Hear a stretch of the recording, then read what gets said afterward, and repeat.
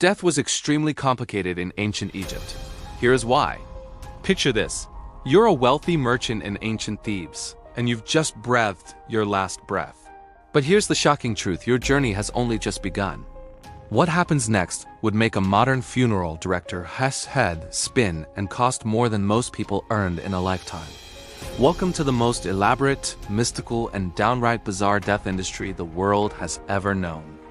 The 70-day marathon that determined your eternal fate. Forget everything you think you know about ancient Egyptian burial practices. The moment someone died in ancient Egypt, a complex 70-day process began that would make today's most elaborate state funerals look like amateur hour. But here's what most people do and realize. Those 70 days weren't just about preservation. They were about survival in a terrifying netherworld that made Dante's Inferno look like a children's book. The number 70 wasn't arbitrary. Ancient Egyptians observed that Sirius, their most sacred star, disappeared from the night sky for exactly 70 days before reappearing. This celestial event represented death and rebirth, and they believed the deceased needed this exact time frame to navigate the treacherous journey through the Egyptian underworld. The mummification menu. Choose your level of eternity. Here's where it gets fascinating. Mummification wasn't a one-size-fits-all process. The Greek historian Herodotus documented 3 distinct packages, and the differences were staggering. The premium service reserved for pharaohs and the ultra-wealthy involved removing every organ, except the heart through a tiny incision in the left side. But the brain? They literally pulled it out through the nose with a long bronze hook, piece by piece. The embalmers were so skilled they could remove an entire brain without leaving a mark on the face. The mid-tier option skipped the incision entirely. Instead, embalmers injected cedar oil and other preservatives through natural body openings, sealed them shut, and let the acids dissolve the organs from within. After the requisite time, they drained the liquefied remains. Imagine explaining that process to a modern medical examiner. The budget option was even more brutal. They simply cleaned out the intestines with a strong laxative and dried the body in salt.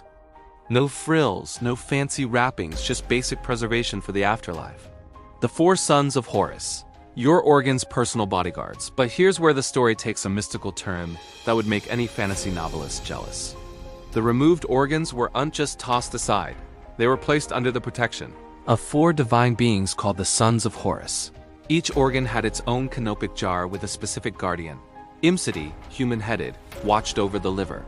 Hapi, baboon-headed, protected the lungs. Duamutep, jackal-headed, guarded the stomach. And Kebesanuf, falcon-headed, defended the intestines. The heart, however, remained in the body for a reason that would determine your eternal fate. Ancient Egyptians believed the heart was the seat of intelligence and emotion, not the brain, which they considered useless. During the final judgment, your heart would be weighed against the feather of Mat, the goddess of truth and justice. Too heavy with sin, and it would be devoured by Ammit, a terrifying creature with the head of a crocodile, the torso of a lion, and the hindquarters of a hippo. Game over, no second chances, no appeals, just complete obliteration. The Book of the Dead, your GPS for the netherworld. This is where preparation became literally a matter of life and death.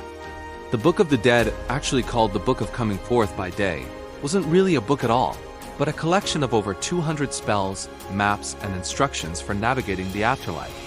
Think of it as the ultimate survival guide for a dimension filled with demons, lakes of fire, and gates guarded by creatures with names like He Who Lives on Snakes and Bone Crusher. The wealthy could afford personalized copies with their names inserted into the spells. The poor had to rely on generic versions, or go without imagine trying to navigate a supernatural obstacle course without a manual while you're wealthy. Neighbor gets turn-by-turn directions. The Mummy's Curse, ancient Egyptian identity theft protection. Here's something that would shock modern security experts. Ancient Egyptians were pioneers in identity protection. They developed elaborate methods to prevent what we might call spiritual identity theft. Tomb robbers weren't just after gold. They could literally steal your afterlife by destroying your name or image. This is why Egyptian tombs are covered with repeated inscriptions of the deceased's name. They believed that as long as your name was spoken or read, you continued to exist. Destroy every inscription of someone's name, and you could erase them from existence entirely. It was the ultimate form of character assassination, literally. The opening of the mouth, reactivating your senses for eternity. Perhaps the strangest ritual was the opening of the mouth ceremony. Using special tools, including an adze shaped like the Big Dipper constellation, priests would symbolically open the mummy's mouth, eyes, and ears. This wasn't symbolic, they genuinely believed this ritual reactivated the deceased's senses for the afterlife. Without it, you'd spend eternity deaf, dumb, and blind. The ceremony included offering the mummy food and drink, because apparently even in death, you still needed regular meals. Tomb walls were covered with images of food not for decoration but as an eternal menu. A deceased could magically consume these painted meals for all time. The afterlife real estate market. The location of your burial determined your afterlife experience. Prime real estate was on the west bank of the Nile, where the sun set each day symbolizing the daily death and rebirth cycle. But here's the catch. Flooding, tomb robbers, and political upheavals could destroy your carefully planned eternal rest. Some families moved their ancestors' mummies multiple times, creating ancient Egypt's most morbid moving industry. The social media of eternity. Tomb walls served as ancient Egypt's version of social media eternal posts, showcasing your life achievements, family, and wealth. But unlike modern social media, these posts were meant to magically provide you with everything depicted for all eternity.